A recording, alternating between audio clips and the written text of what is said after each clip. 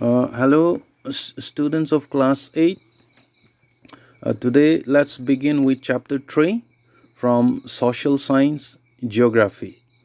Well, in the previous classes, we have discussed some of the important topics on natural resources, isn't it? Today, we will try to cover again some of the important points from agriculture. Well, in the olden days, people live by gathering of food. Okay, we have already learned in class 7. And also they move from one place to another in search of food.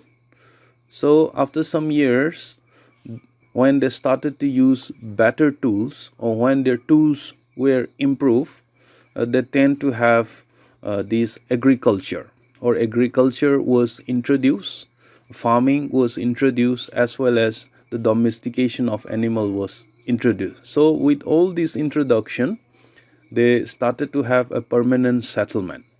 So agriculture is or was considered to be one of the oldest one of the oldest occupation of human beings. All right.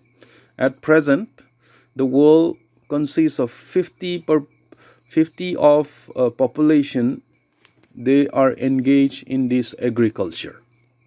Well, agriculture refers to cultivation of crops as well as rearing of animals or livestock. Okay, so and these crops, it usually refers to plant species, either food or non-food. So crops could be food or it could be non-food also. And the cultivation of crops are also limited to some cultivable or arable lands. So all the areas of this land on the surface of the earth are not all cultivable, or they are not all arable. Only some percentage of the total land area of the world are cultivable. So it is limited to that.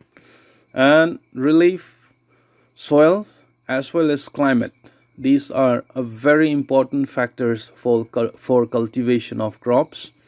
Okay, and crops are suited mostly in tropical, subtropical, and temperate regions.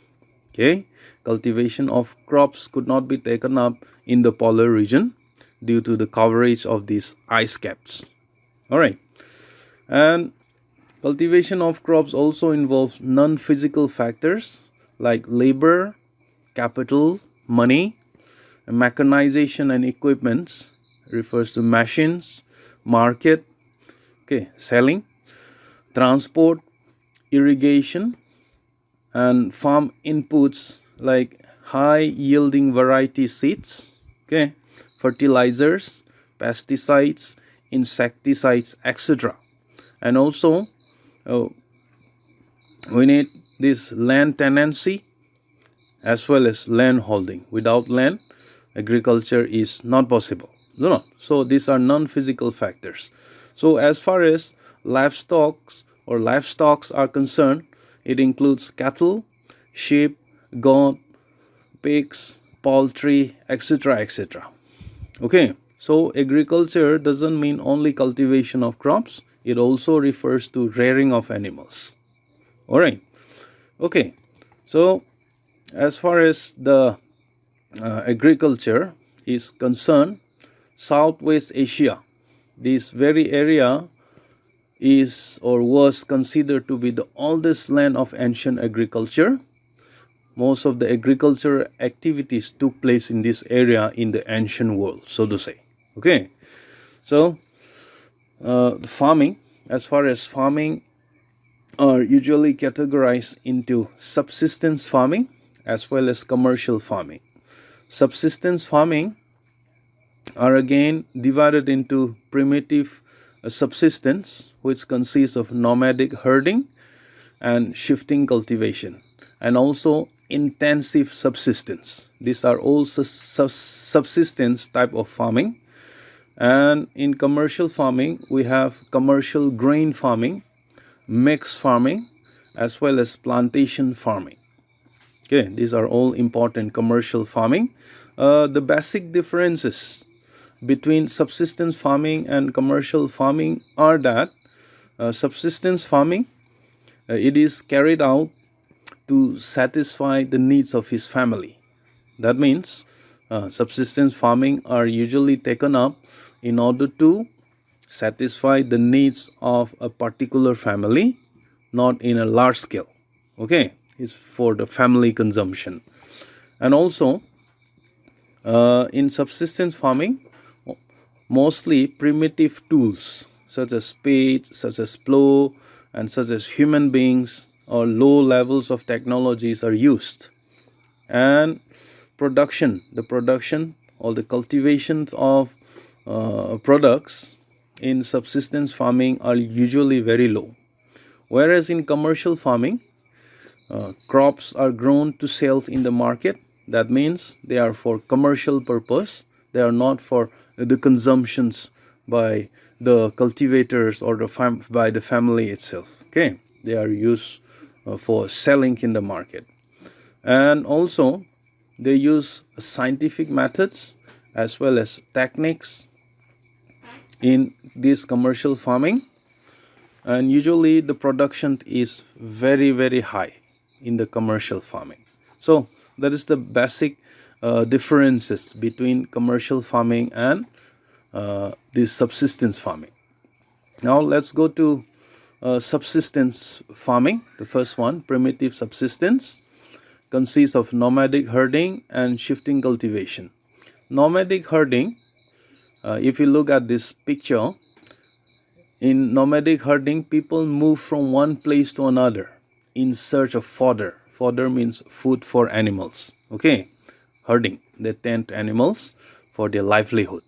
So this nomadic herding is or are usually practiced in Sahara. You might have heard Sahara Desert, in Central Asia, Rajasthan in India, as well as Kashmir in India. Okay, animals like cattle, sheep, goats, camels, yaks, etc. are included in this nomadic herding. All right, and another type of primitive subsistence farming is shifting cultivation. This shifting cultivation is practiced with slash and burn. Okay, or this is also known as zoom cultivation. Okay, the entire area of this region, they have to cut it down and burn it and slash it. Okay, slash and burn it down, and after some time they will till that very land and they will grow crops, different varieties of crop. This is what we call as shifting agriculture or shifting cultivation. So the next year they are going to shift to another place. All right, so this type of cultivation or this type of primitive subsistence agriculture is are mostly practiced by the tribals, especially in Africa, Southeast Asia, Amazon, and even in Northeast India, including Manipur. Most of the hilly regions of Manipur, they still practice this shifting cultivation. Okay, so I'm sure you have understood what a nomadic herding and shifting cultivations are, right? And the next type of next type of cultivation is intensive subsistence. Subsistence farming is intensive subsistence farming. So these are practiced in monsoon regions of South and East Asia, including India, and it is very much prevalent in India. So this type of agriculture is considered to be one of the world's oldest agricultural system. Okay, and it is done with large manpower, as well as they use mostly of traditional implements, and these are done in a small area. So the best example is the agricultural system that are practiced in Manipur, especially in the valley areas, are of this intensive subsistence farming. All right, so they use this double or multiple cropping method, Okay, and these are usually done with irrigation, water supply, and fertilizers, as well as good quality of seeds. Okay, so in this farming, they cultivate wheat, maize, sugarcane, pulses. I'm sure you know what a pulses are. What pulses are? Dals, masoor, all these are pulses. Okay, so they also cultivate oil seeds like sunflower, mustard seeds, and all. Okay, so these are about this intensive subsistence agriculture or farming. The next one is commercial farming. Commercial farming includes commercial grain farming. uh, they are mostly practiced in temperate grassland. Okay, like in the country like United States of America, Canada, Argentina, Russia, etc. So in this commercial grain farming, farms are very large. Okay, and they mostly cultivate this wheat and maize. These are important crops, so to say. And these type of cultivations are also known as extensive farming. Okay, one of the reason is because of the large scale of production. They don't produce it for a family consumption, but rather they produce in a large scale for selling or for commercial purposes. So these production or these regions which I have mentioned here, they are also known as granaries of the world. All right. Okay, let's go to the next one. Mixed farming. Mixed farming involves, so to say, crops as well as livestock in the same farm. So you can see from the picture right here, you can see farms. Okay, a cropping like so to say different vegetables as well as different type varieties of crops, as well as you can also see they are rearing these animals. So this is what we call as mixed farming. These type of mixed farmings are practiced mostly in Europe, Eastern United States of America, Argentina, Southeast Australia, South Africa, and even in New Zealand. Okay, they are mostly associated with densely populated, urbanized, and industrialized society. So in this area, this type of farming are usually practiced. And some of the important crops include wheat and maize. All right, and these crops as well as the livestock, they are interdependence. Okay, they are interdependence to each other. You can see from the picture, you can see the farm. Yeah, this is a wheat farming out there, the yellow portions, and here sheep and goats are so to say kept. So they depend to each other. How do they depend to each other? The so to say the livestock, especially the animals, they will consume or they will eat the straw, hay, or stubborn, or whatever it may be from this very farm, as well as the farm will use the manure of this livestock. So in that way they interdepend to each other. Okay, so most of the cereals that are used in these farms are also fed to animals. So this is what we call as mixed farming, involve crops as well as the livestock in the same farm. The next one is plantation farming. Okay, these are a specialized agriculture, and they mostly cultivate cash crops rather than food crops. Okay, the crops that are used for selling, not for human consumption, on a very large scale. So if you look at this picture, this is a tea plantation somewhere in Assam. Okay, right.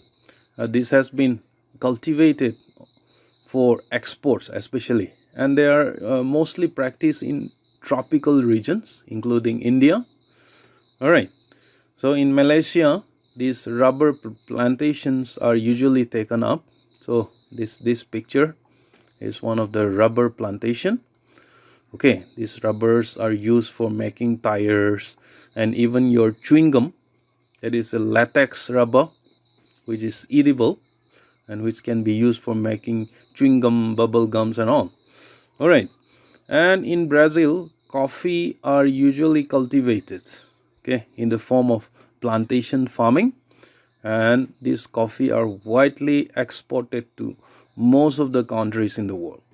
Okay, so for the plantation farming, it involves a large amount of capital, money, skilled labor, or what we call as a trained labor, and not only that, scientific methods or scientific techniques, even the transport system, and various management skills, including advertisement, selling, and all. So these, so to say, these factors are involved when you take up this plantation farming.